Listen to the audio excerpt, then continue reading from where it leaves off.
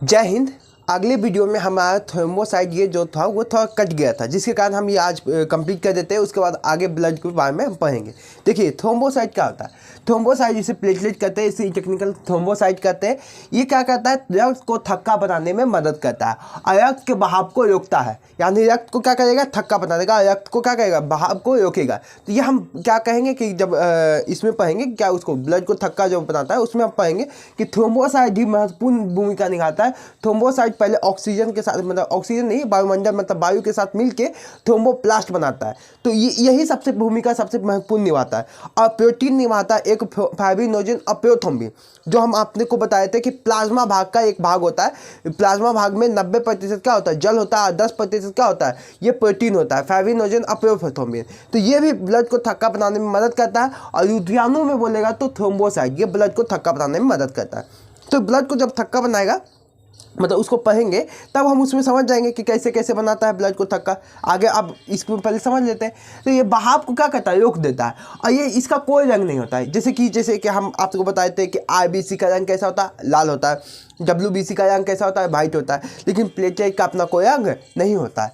इसका जीवन काल होता है 4 से 5 दिन, और इसका संख्या में होता है 2 से 3 लाख इसकी संख्या होती है। लेकिन डेंगू ऐसा बीमारी होता है जिसमें प्लेटलेट क्या होता है, बहुत तेज़ी से गिरने लगता है। प्लेटलेट जो होता है बहुत तेज़ी से गिरने लगता है। 80,000 तुरंत एक दिन में 40,000, मतलब कि बहुत ज़्यादा प्लेटलेट गिरने लगता है। 40 से 50,000 गिरने लगता है, समझे। क्योंकि इसका देखिए, अगर 2 लाख है, मान लीजिए 2 लाख आपके पास क्या है, प्लेटलेट है, संख्या कितना है, 2 लाख। अगर 50,000 डेली गिरेगा, 50,000 50,000 50,000 50,000, 4 दिन में क्या हो जाएगा, आपको 2 लाख खत्म। तो डेंगू ऐसा बीमारी है, डेंगू में क्या होता है, प्लेटलेट बहुत तेज़ी से गिरने होता है। इसके अलावा ब्लड में एक होता है लासिका। क्या होता है, लासिका। ये भी हम लोग को क्या कहता है, संक्रमण से होने से बचाता है। मतलब बीमारियों से होने, मतलब कि संक्रमण, मतलब हमको बीमार होने से ये क्या कहता है, बचाता है, समझे। इसका रंग होता है पीला, लेकिन इसमें हेमोग्लोबिन नहीं होता है। तो क्योंकि इसका अगर हेमोग्लोबिन होता तो क्या होता है, इसका रंग लाल होता है। क्योंकि हेमोग्लोबिन में ही क्या पाया जाता है, एफ यानी लोहा। तो हेमोग्लोबिन इसमें होबे नहीं करता, जिसके कारण इसका रंग क्या होता है, पीला होता है। ये इसका निर्माण जो होता है, इसका लासिका ग्रंथि में होता है। लासिका ग्रंथि क्या होता है ना, हम लोग को पूरे शरीर में त्वचा है, उसमें क्या संपर्क पाया जाता है, लासिका ग्रंथि। और लासिका ग्रंथि से क्या बनता है, लासिका। और लासिका जो होता है एक ही डायरेक्शन में हम लोग को बहाव करता है, मतलब कोशिका से हृदय की ओर बहाव करता है। मतलब ये क्या कहता है, कोशिका से अगर क्या लेके आ जाएगा, CO2, और CO2 कहाँ लेके जाएगा, हृदय के पास लेके जाएगा। मतलब इसका कह सकते हैं कि ये एक ही दिशा में क्या करता है, प्रभाव करता है। एक ही दिशा में क्या करता है, प्रभाव करता है। यानी शरीर कोशिका से लेके कहाँ तक लेके जाता है, हृदय तक। इसके अंदर सबसे अधिक मात्रा में क्या होगा, CO2, क्योंकि कोशिका में क्या का निर्माण होता है, CO2। और CO2 को लेके आने का काम कौन करता है, हेमोग्लोबिन। और हेमोग्लोबिन के साथ साथ कौन करता है, लासिका। तो इसकी ये एक ही दिशा में करता है। लेकिन हेमोग्लोबिन हृदय से भी लाने का काम कहाँ करता है, कोशिका के पास। वो दोनों दिशा में करता है, लेकिन एक ही दिशा में करता है। और ये संक्रमण होने से भी बचाता है। जब पोलियो होता है ना, पोलियो, तो पोलियो में क्या होता है ना कि हम लोग को लासिका ग्रंथि पूरा प्रभावित हो जाता है, जिसके कारण जब पोलियो मारेगा ना, तो वो अंग प्रभावित हो जाएगा और वो अंग काम ही नहीं करेगा। बात समझ ना। तो लासिका ग्रंथि जब प्रभावित होगा तो वो अंग काम ही नहीं करेगा। तो ये संक्रमण होने से भी हम लोग को क्या करता है, बचाता है, समझा। और ये क्या कहता है, हम लोग के शरीर में जो अतिरिक्त जल होता है, ज़्यादा जल हो जाता है, उसको क्या कहता है, ये अवशोषण करने का काम करता है। तो ये हो गया क्या, प्लेटलेट, और ये हो गया लासिका। अब हम समझते हैं क्या कि ब्लड को थक्का कैसे बनाया जाता है। तब तक इसको आप एक समझते हैं कि ब्लड का थक्का कैसे बनता है। यदि कहीं पर कट जाएगा या कहीं पर कट या छट जाता है, तो वहाँ पर ब्लड का जम जाना क्या कहलाता है, ब्लड का थक्का कहलाता है। या ब्लड का क्या कहलाता है, क्लॉटिंग कहलाता है। इंग्लिश में बोलते हैं ब्लड का क्लॉटिंग, और हिंदी में बोलते हैं ब्लड का थक्का हो जाना। कोई दिक्कत, तो ब्लड का थक्का तो समझ में आ गया। तो लेकिन ब्लड का थक्का 4 से 5 मिनट में होता है, जिसको बोलते हैं कैस्केडिंग प्रोसेस बोलते हैं। ब्लड का थक्का कितना देर में हो जाता है, 4 से 5 मिनट में थक्का हो जाता है। अगर आपका कट जाएगा कहीं पर, देखिएगा 5 से मिनट में तो क्या हो जाएगा, 5 से 6 मिनट में क्या हो जाएगा, आपको ब्लड क्या हो जाएगा, वहाँ पर जम जाएगा, थक्का बन जाएगा। ये नहीं कि दिन भर गिरते रहता है, ऐसा नहीं ना। वो क्या होता है, 4 से 5 मिनट में क्या हो जाता है, थक्का बन जाता है। इसी को बोलते हैं ब्लड का क्लॉटिंग कहलाता है।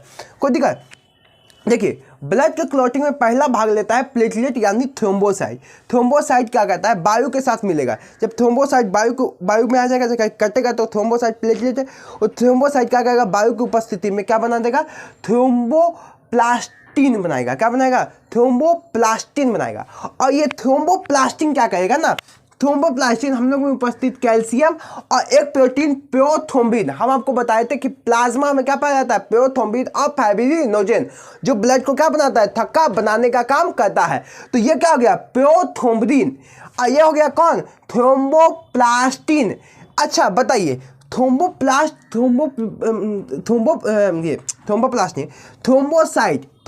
जो है प्रोथ्रोम्बिन के साथ क्रिया नहीं करता है, अभिक्रिया नहीं करता है, जिसके कारण वो ब्लड थक्का शरीर के अंदर नहीं बनता है। इसको वायु में आएगा तब बनेगा थ्रोम्बोप्लास्टिन, और ये जब थ्रोम्बोप्लास्टिन कैल्शियम के साथ मिलेगा और फिर प्रोथ्रोम्बिन के साथ बनाएगा तो बनेगा थ्रोम्बिन। क्या बनेगा, थ्रोम्बिन। और ये थ्रोम्बिन फाइब्रिनोजेन के साथ मिलेगा तो बनाएगा क्या, फाइब्रिन। और ये फाइब्रिन रुधिराणु यानी आरबी के साथ मिलेगा तब बनेगा क्या, ब्लड का थक्का बन जाएगा, मतलब ब्लड क्या हो जाएगा, जम जाएगा। बात समझ आ गया। तो पूछेगा कि ब्लड का थक्का बनाने में कौन सा तत्व यानी कौन सा धातु का प्रयोग होता है, तो धातु बोलेगा तो कैल्शियम धातु का प्रयोग होता है। लेकिन बोलेगा कौन सा प्रोटीन, तो फाइब्रिनोजेन प्रोटीन, और यहाँ पर प्रोथ्रोम्बिन प्रोटीन, और यहाँ पर कौन सा, फाइब्रिनोजेन प्रोटीन का प्रयोग किया जाता है, मतलब उपयोग में आता है। तो कौन सा प्रोटीन, प्रोथ्रोम्बिन और फाइब्रिनोजेन, कौन प्रोटीन, फाइब्रिनोजेन और प्रोथ्रोम्बिन और फाइब्रिनोजेन। और बोलेगा कौन सा तत्व यानी धातु, कैल्शियम। कौन सा विटामिन, तो विटामिन के, विटामिन कौन सा, विटामिन के का उपयोग कहने का मतलब क्या हो गया, आता है, प्रयोग में आता है, समझे। तो कौन सा विटामिन काम करता है ब्लड को थक्का बनाने में, तो विटामिन के। कौन सा, विटामिन के। कोई दिक्कत, तत्व बोलेगा तो कैल्शियम। लेकिन बोलेगा कि कौन सा रुधिराणु, तो रुधिराणु में आ जाएगा कौन सा, थ्रोम्बोसाइट। कौन आएगा, थ्रोम्बोसाइट। तो कौन सा रुधिराणु, थ्रोम्बोसाइट, प्रोटीन प्रोथ्रोम्बिन और फाइब्रिनोजेन। और बोलेगा कौन सा तत्व, तो कैल्शियम। कौन सा विटामिन, तो विटामिन के। लेकिन ब्लड के अंदर क्यों नहीं बनता है, ब्लड के अंदर हम लोग को क्यों नहीं थक्का बन जाता है, तो ब्लड के अंदर इसलिए नहीं बनता क्योंकि इसके अंदर एक हेपरिन नामक प्रोटीन होता है। कौन सा नामक, हेपरिन नामक एक प्रोटीन होता है जो ब्लड के अंदर हम लोग को ब्लड को थक्का बनने नहीं देता है। जब तक ब्लड कटेगा नहीं, जब तक ब्लड को थक्का बनने नहीं देगा, तो ये ब्लड को थक्का बनने नहीं देगा। लेकिन जैसे ही ये हम लोग का हाथ कटता है, जैसे हाथ कटेगा या कुछ भी कटेगा, तो वहाँ से क्या निकलेगा, हेपरिन प्रोटीन निकलेगा, फाइब्रिनोजेन निकलेगा, सब निकलेगा। तो वहाँ से निकलेगा, तो वहाँ से हेपरिन प्रोटीन देखेगा, अरे वायु है, हवा है, हवा की उपस्थिति में ये क्या हो जाता है, नष्ट हो जाता है। ये हवा की उपस्थिति में क्या हो जाता है, ये नष्ट हो जाता है। क्या हो जाता है, नष्ट, खत्म हो जाता है, जिसके कारण सब अपना एक्टिवेट में आ जाता है। चलो भाई, हमको वायु मिल गया, हम क्या बनाएंगे, थ्रोम्बोप्लास्ट बनाएंगे, थ्रोम्बोप्लास्टिन बनाएंगे। आई बोलेगा थ्रोम्बोप्लास्टिन, चलो कैल्शियम के साथ मिलो, क्या बनाएगा, थ्रोम्बिन बनाएगा, प्रोथ्रोम्बिन से मिलाएगा, क्या बनाएगा, थ्रोम्बिन बनाएगा। थ्रोम्बिन बनाएगा, चलो फाइब्रिनोजेन के साथ मिलो, क्या बनाएगा, फाइब्रिन बनाएगा। और फाइब्रिन मिलेगा क्या, आरबी से, यह उसको क्या बना देगा, थक्का बना देगा, एकदम गाढ़ा बना देगा, वहाँ पर गाढ़ा एकदम जम जाएगा, समझा। और ब्लड क्या हो जाएगा, बहाव को रुक जाएगा, ब्लड बहाव को रुक जाएगा। बात समझ आ गया। लेकिन एक ऐसा रोग होता है हेमोफीलिया, एक ऐसा रोग है हेमोफीलिया, जो सबसे पहले हुआ था रानी विक्टोरिया को। किसको हुआ था, रानी विक्टोरिया को। ये आनुवांशिकता रोग है। देखिए, एक होता है संक्रमण, एक होता है आनुवांशिक रोग।